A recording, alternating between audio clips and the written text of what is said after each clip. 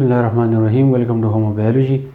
نن ټاپک چې زما دی هغه د کلاس 9 د فزیکس نه دی او په دې کې یو پرابلم دی. د کلاس 9 فزیکس چې دی په اولنی نمبر چپټر کې په دې کې اسایمنت شکل باندې چې دی نومریکلی ورکړل.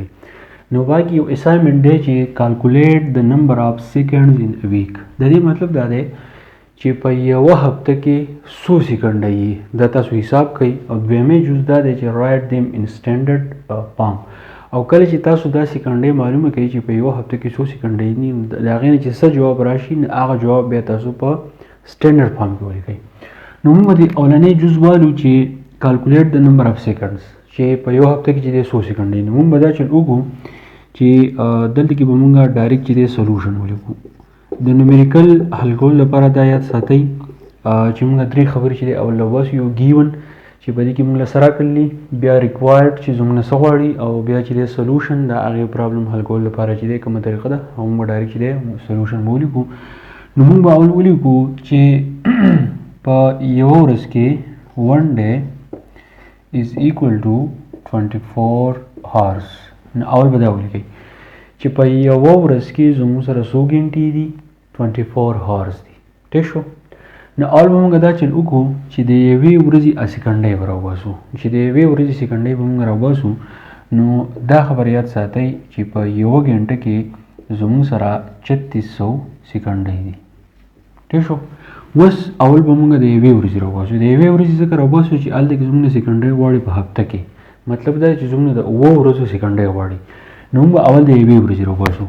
چې د یوې ورځې راوباسو زه به ولیکم چې 1 day is equal to 24 multiply 3600.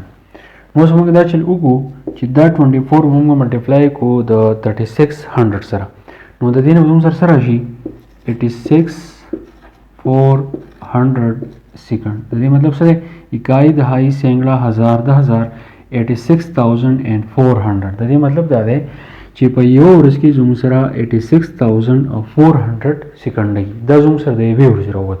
خو موږ معلومو د 1 week یعنې د 7 days چې د 7 days موږ معلومو. نو موږ به دلته کې ولیکو 7 days is equal to ډایرکټ په دلته کې ولیکئ 7 او دا بیا به ولیکئ ملټیپلای او دا 7 به تاسو ملټیپلای کړئ د څه سره 86400 سره 86400 سره.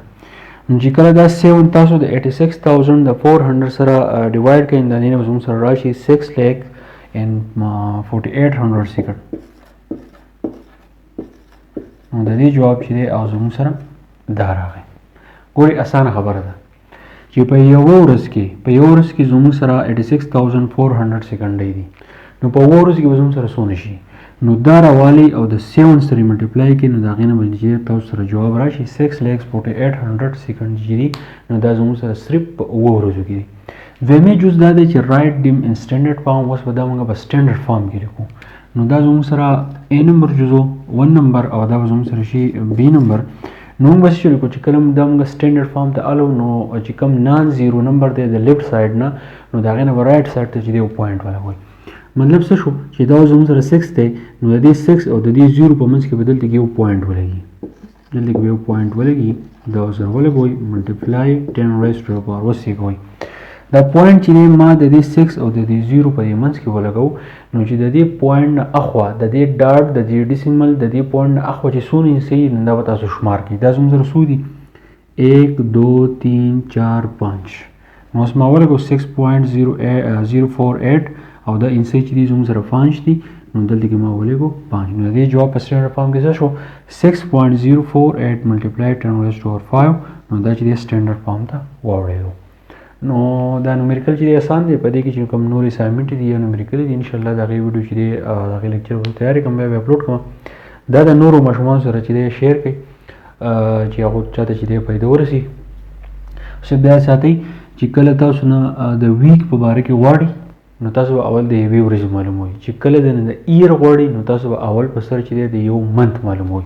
نو په دې طریقه باندې د سیکوینس چې کله تاسو برابر کړئ نو دا نومریکل چې دی دا بیا تاسو ته اسان دی.